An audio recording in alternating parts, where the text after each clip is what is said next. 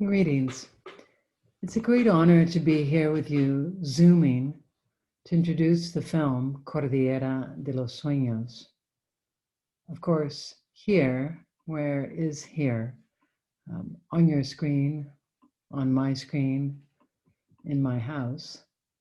And these questions really pertain quite nicely to the film by Patricio Guzmán, because he's dealing with the idea of place and where we are, where he is when he goes back to Chile after over 40 years of exile. He speaks about place in the terms of Marc Auger that have to do with relations, with history, and with identity. I think that many of us can relate here in Ithaca to the idea of place in what he says at the beginning of the film. Pertenezco a este paisaje. I belong to this landscape. Some of us, think of belonging to Ithaca, the rolling hills, the Finger Lakes, and we want to connect with a landscape that seems in some ways very distant in these troubled times and the modern times that we are living.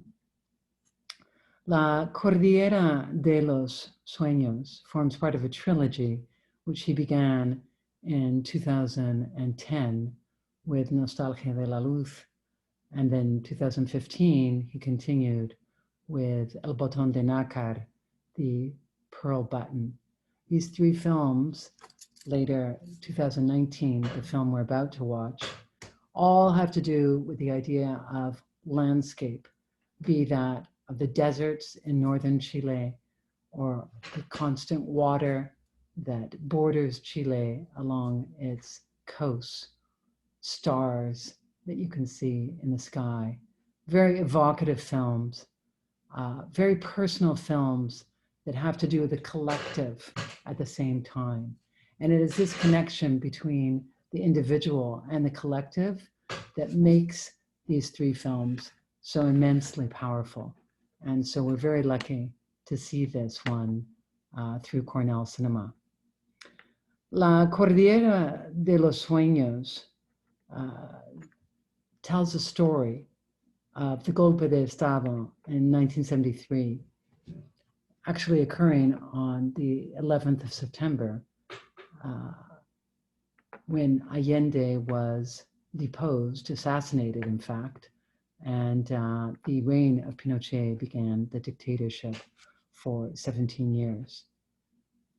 And it concentrates, it filters this history, both public, official history, and personal history, through a landscape, a land formation, in fact, mountains, the Andes. At the same time that the mountains are visible, tangible, made of geologically ancient rock formations, Guzmán reveals to us an oniric landscape, one imbued with dreams, with human history, and a sense of change in permanence. And this idea of ambiguity and simultaneity of time and of space is a strong chord that runs throughout all of his films, all of his work. These mountains, they serve as witnesses to change, to the violence and outcry of the Chilean people from the time of the indigenous who inhabited the lands until the present moment of governments plagued by instability. The mountains serve as a witness to the progression of Chilean history, an entity that does not change in a region known for change. In this moment, I'm going to take advantage of the Zoom and show you just two images that we can concentrate on as I continue to talk. This one here is of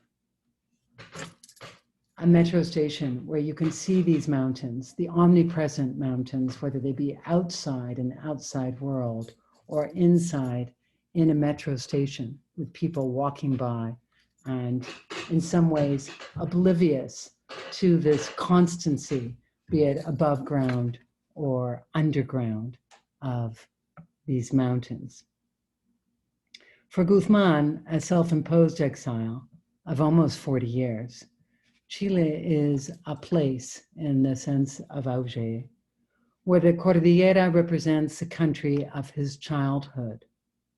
Nevertheless, he also feels like an extraterrestre, an extraterrestrial. In Santiago, the capital, a city with unrecognizable new air, new odors, as he says. The film contrasts the landscape of the mountains with the urban to highlight the profound change that has separated generations of Chilenos with the connections to their origins in the land. And that's where this film has been hailed as a poetic meditation, one that relies on these kind of images that sort of seep into your very being while you're watching the film. It's a film that's full of secrets revealed and unrevealed. It explores cracks and fissures in the mountain rock to uncover and further hide stories, both personal and national. And I think this is rather extraordinary that in Spanish, the word historia can be translated as either history or story.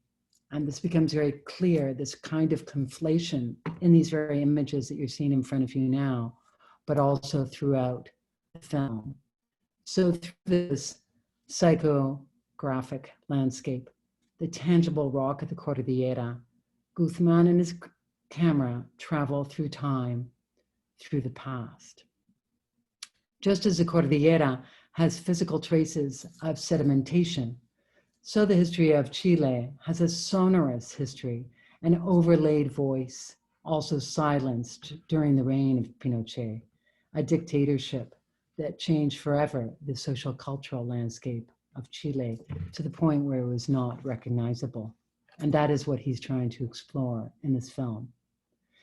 This creates an imagistic and oral palimpsest that connects to the director's memories and narrations as he explores this place that has become a non-place for him. The omnipresence of the mountains in the Chilean culture acts as a silent guardian of the unique experiences and memories of each person.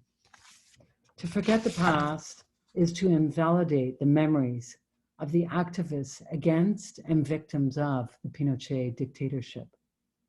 Guzmán feels like an other in the city, Santiago, since everything he knows has disappeared, but the mountains remain steadfast. As he says early on in the film, La Cordillera is a mystery. It is always in a dreamlike state.